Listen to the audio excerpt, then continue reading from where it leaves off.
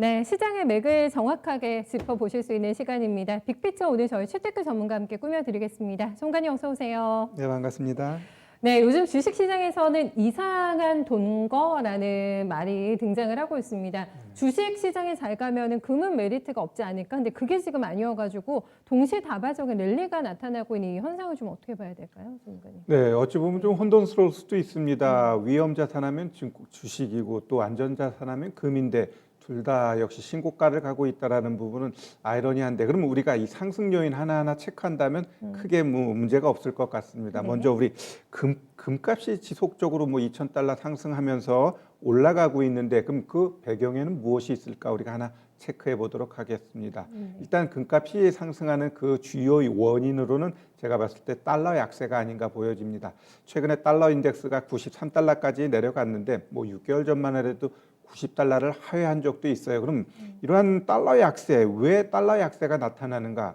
이 부분을 또 한번 짚어볼 것 같으면 네. 결국 가장 큰 이유는 연준이 시장에 유동성을 엄청나게 공급하다 보니까 결국 달러의 대방출이 일정 부분 달러의 약세를 조장했다라고 보시면 될 것 같고요. 두 번째는 미국이 경기가 좀 더디게 회복세를 보여주다 보니까 이 또한 달러의 약세를 일조하고 있고, 또 하나는 최근에 이제 유럽 같은 경우는 코로나로 인해서 북유럽과 남유럽 간에 좀 많은 갈등이 있었는데 결국 회복기금 협상이 타결되면서 결국 유로화가 강세가 되고 그에 따라서 달러가 상대적으로 약세를 보이면서 결국 이러한 요인들이 달러 약세의 배경이 아닌가 보여지고요. 또 하나 금값이 올라간다는 건 결국 시장에 대한 불안감이거든요. 주식시장이 상승은 하고 있지만 결국 네.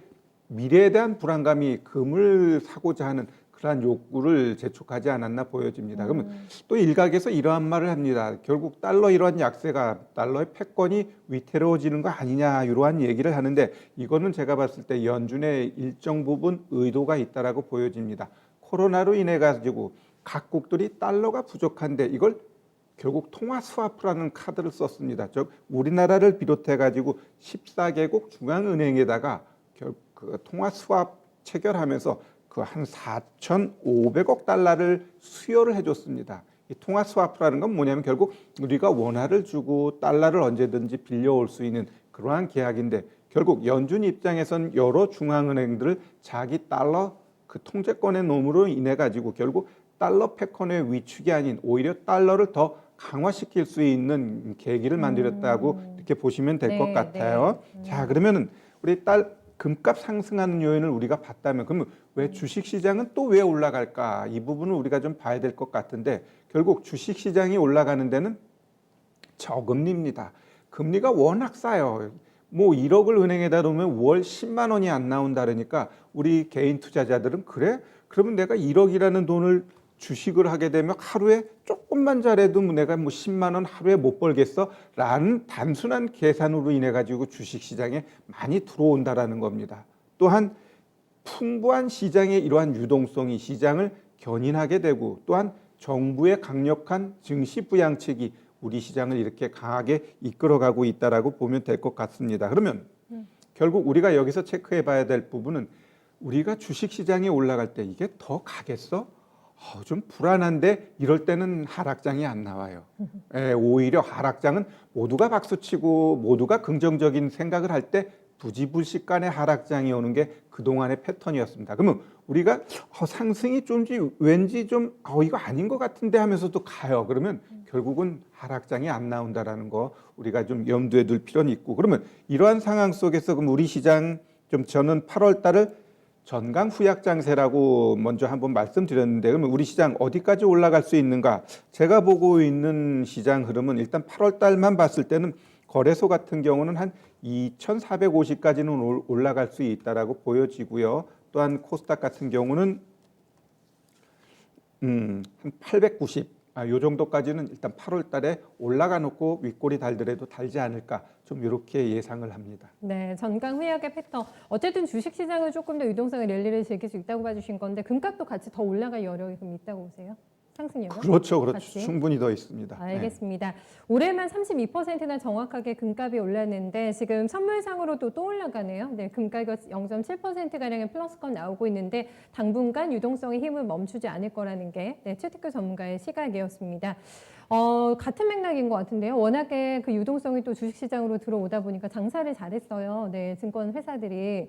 여기에서 더 올라갈 수 있을까? 그리고 그렇게 바닥에서 보면 많이 올라온 것도 아니다라는 네네. 판단도 있어가지고 어닝을 이렇게 깜짝 어닝을 내고 있는 증권주에 대한 네. 전문가님의 시각을 조금 궁금하거든요. 네. 네, 우리가 이제 코로나로 인해 가지고 생활 환경, 기업 환경이 많이 바뀌었다고 많이들 이야기를 하고 있는데 결국 코로나로 인해서 어찌 보면 일정 부분 반사 이익이 받는 게 증권 섹터가 아닌가 저는 예상이 됩니다. 왜냐하면은 결국은 많은 사람들이 이러한 저금리 상황에서 뭐 장사도 안 되고 이러는데 좀 한번 주식 한번 해볼까라는 생각이 많이 팽배해 있어요. 뭐 과거 같았으면 옆집에 전혀 주식에 관심 없던 사람이 야 요즘 뭐 사면 돼? 그럼 그게 꼭지였는데 그러한 또 패러다임도 깨졌다라는 겁니다.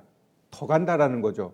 이전 같았으면 지금 막 이제 매도해야 할 시점인데 그러한 차원에서 지금 주식 시장은 봐서는 안 된다라는 거고 요즘에 결국 주린이들 성적이 그렇게 좋다고 하더라고요. 그렇죠, 그렇죠. 네. 예, 그렇다고 한다면 결국 지금 시장은 결국 저금리로 방향을 잃은 이러한 자금들이 증시로 유입은 지속적으로 이어질 것 같아요. 그러면 이 주식 시장 개인 투자자들이 힘이 강하거든요. 뭐 기관이나 외국인이 매매했을 때 뭐 수수료 이런 거 없는데 우리 개인들은 꼬박꼬박 수수료 내잖아요. 이러한 것들이 결국 증권주의 수익으로 연결된다라고 보면 될 것 같고요. 그럼 이러한 흐름으로 봤을 때 2분기 실적의 서프라이즈는 3분기 그리고 최대 4분기까지는 이어질 수 있다라고 좀 보고 있어요. 그러면 결국 증권주들 제가 뭐 일정 지난주인가 지지난주 한번 보자 이렇게 말씀드렸었고 네. 또한 그 삼성전자의 낙수 효과로 그 하단에 있는 종목군들의 움직임을 우리 잘 보자 그랬는데 네. 결국 그러한 흐름의 일환으로서 증권주도 보시면 될 것 같아요. 그러면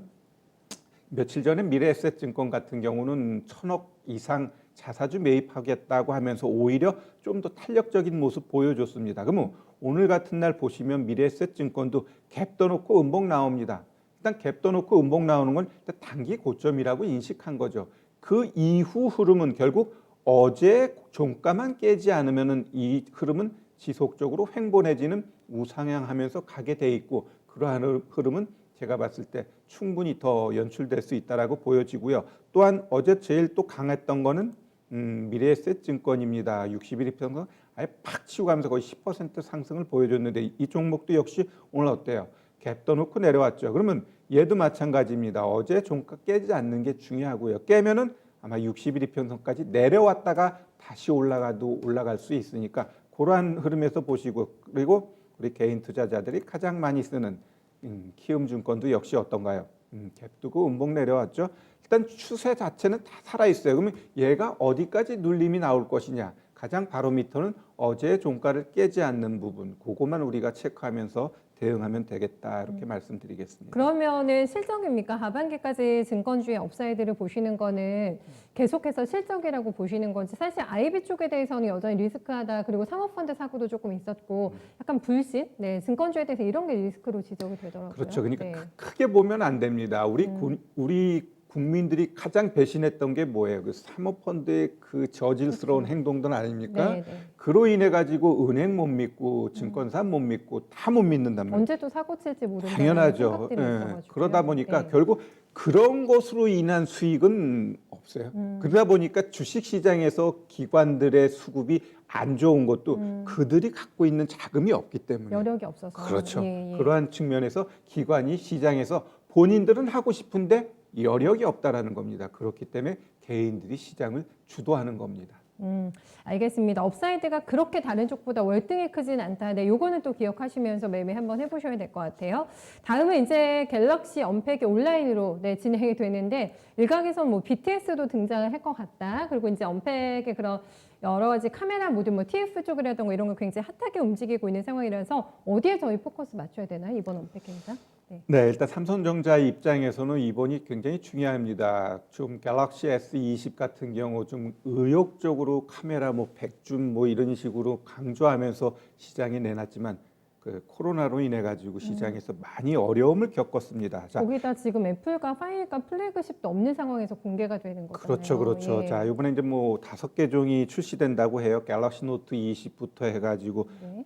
그 G 폴드 있죠, 예, 접는 거 네. 이런 것들 같은 거 한 5종이 나오고 있는데 삼성 입장에서도 좀 뭔가 의욕적으로 하고 있습니다. 그러면 긍정적인 요인 또 부정적인 요인 이 두 가지가 같이 혼재하고 있는데 일단 긍정적인 요인이라고 한다면 결국 글로벌 전체적으로 화해에 대한 반대가 많거든요. 그렇다면 그 반사 이익으로 인해 가지고 삼성전자가 시장에서 뭔가 자리를 잡을 수 있는 뭐 인도 큰 시장이 인도 아니면 미국, 유럽 이런 데서 화해에 대해서 배척 운동이 강하잖아요. 그러면 인도 점유율 많이 올라왔던데요. 그렇죠. 네. LG도 네. 거기서 이제 부수적으로 좀 올라가고 맞아요. 있는데 네. 결국 이러한 부분으로 봤을 때 과연 이렇게 쬐끔쬐끔 먹는 게 아니라 크게 먹기 위해서는 결국은 코로나한테 또 물어봐야 될 것 같아요. 코로나가 지금 잡히지 않고 있어요. 확산세가 계속 이어집니다. 그럼에도 불구하고 시장은 이를 무시하고 가는데 증시는 무시하지만 일단 경제적인 측면, 소비적인 측면에 있어서는 또 무시할 수 없거든요. 네. 그렇다고 한다면 결국 이번에 언팩 행사 삼성에서 뭔가 전략적으로는 하고 있지만 또 주변 환경으로는 긍정적인 요인이 많지만 결국 그거는 까놓고 그게 수요로 나타나느냐 이 부분을 우리가 봐야 될 텐데 그것은 조금 반반이에요. 그래서 지금 시장에서는 긍정적인 요인 또 부정적인 이 코로나가 그 부분을 좀 차지하고 있기 때문에 과연 성공할까 이 부분은 조금은 좀 봐야 될 것 같습니다. 반신반의하고 계시네요. 그렇죠. 그런 성공은. 가운데서도 우리가 네. 또 종목 한번 2개 정도를 볼 텐데 일단 최근에는 휴대폰이 고품질 쪽으로 가고 있잖아요. 그럼 고품질 하면은 결국 KH바텍이 거기에 좀 선두에 나서게 되는데 자 KH바텍 주가 흐름 보면 어떤가요?